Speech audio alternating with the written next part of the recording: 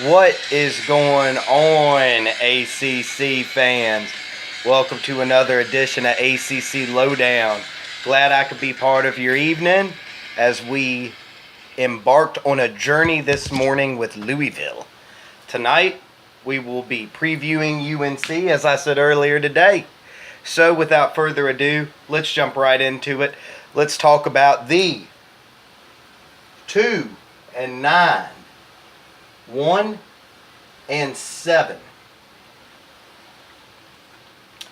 UNC Tar Heels. They did not have a great year last year, as you can tell by the numbers above. They had 301 points for, 380 against.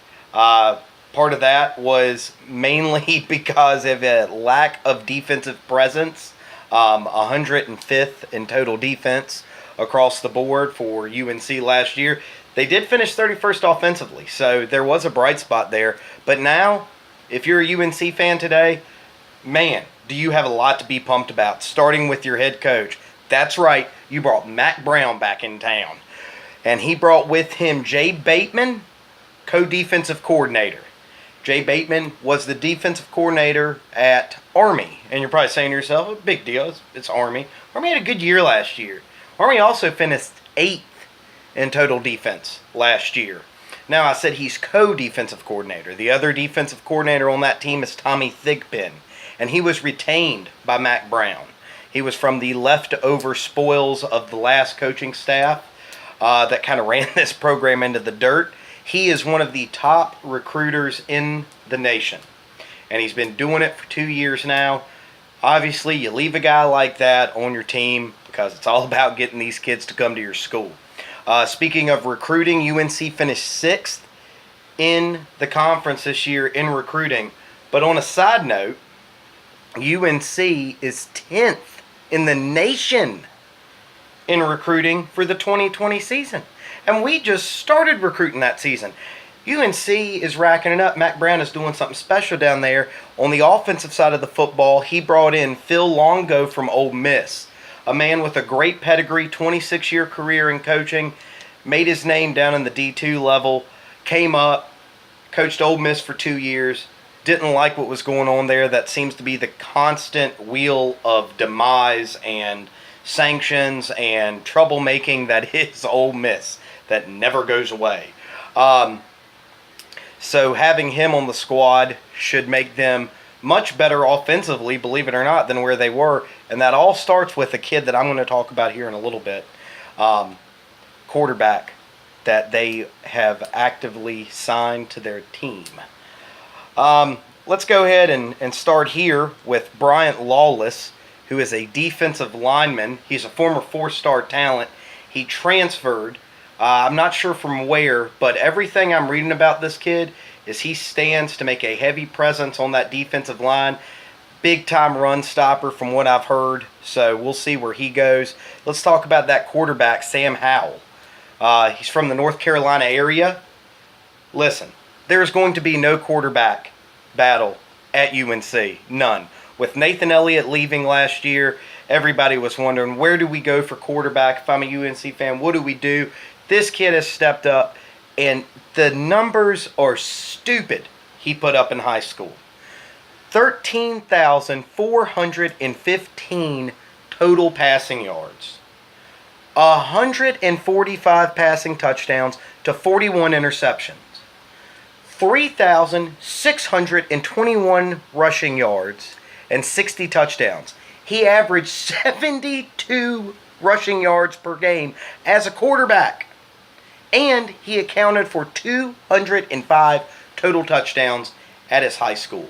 They also brought in, my big favorite, them big uglies. They brought in Tristan Miller. He's an offensive tackle from the North Carolina area, 6'6", 275.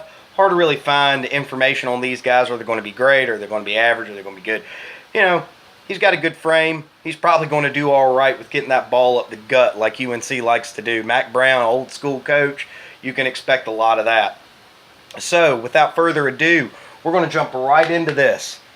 I just gave you all the numbers. I gave you all the stats. How will UNC fare this year? Will it be better than 2-9? Will they go to a bowl game? Let's find out. First games of the year is at home against South Carolina. I'm going to give them a loss on this. Main reason being, South Carolina is not the best team in the SEC, but they're also not the worst. UNC is searching for an identity, and they're not going to find it in the first game of the year. Game 2 is at home also against Miami.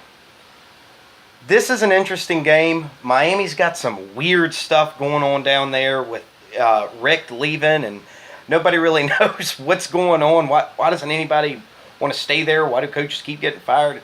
It's not the U of old.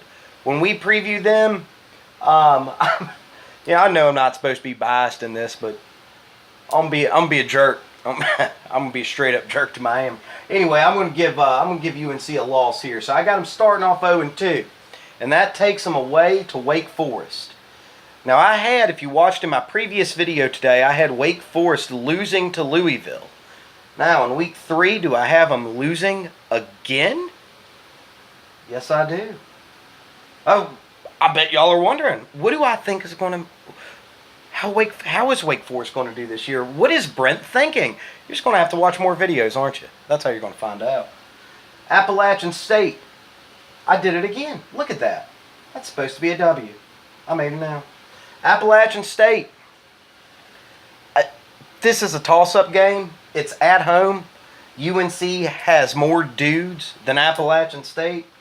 I'm going to give them a win here. Then they got Clemson at home. I don't need to explain to you why that's a loss, but it's a loss. Then they go to Georgia Tech. Georgia Tech is a tough place to play. They don't travel well, but they do bring a crowd down to Atlanta. This is going to be a battle probably between the two worst teams in the Coastal Division. Who wants it more, right? Who wants to be the worst team? I'm going to say Georgia Tech wants to be the worst team. So I'm going to give UNC another win here. Then they go on the road to Virginia Tech.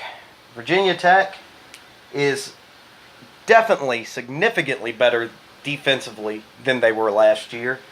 It is in Blacksburg, Enter Sandman, Lane Stadium, young quarterback. Nope, that's a loss.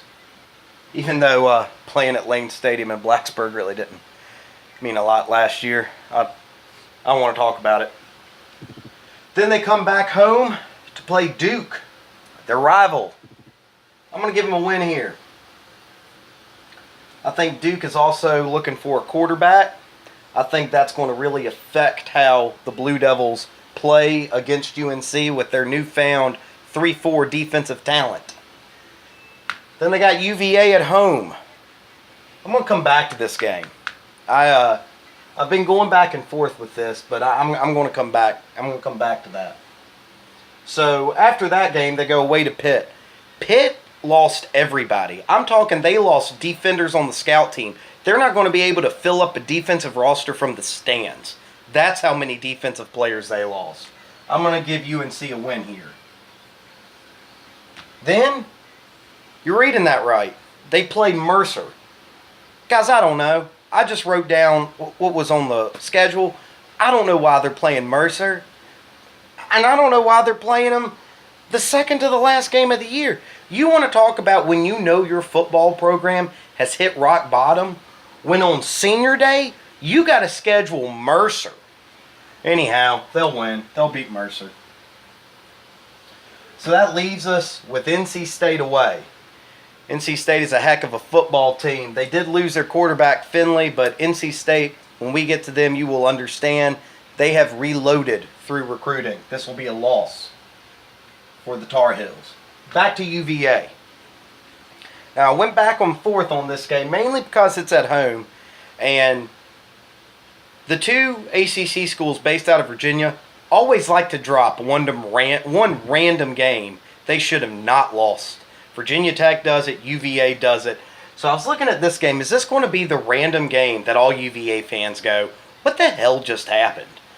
I don't think it will be. So I'm going to say UVA pulls it out. It's going to be close, but UVA wins this game. I'm going to give UNC a win here. A loss here. I'm sorry, UNC with the loss. So if we add it up, will UNC go to a bowl game? 1, 2, 3, 4, 5, 6. That answer is yes. The UNC Tar Heels will rebound from a 2-9 year to go 6-6 under Mac Brown. And let me tell you something. If you're a UNC fan, you got a lot to be excited for. You guys are trending the right way. The number 10 recruiting class for 2020, man, that's special. Unless you're Clemson or Florida State right now, because they're doing good in recruiting, every other ACC team has a reason to be jealous of you. So kudos to you, UNC, and let's see if we get this right at the end of the year. Hope you guys enjoyed it. Have a great night. Don't forget to like and subscribe in that comment box. If you want me to preview your team that's not an ACC team, hit me up and I'll make it happen. Thanks again, and go Hokies.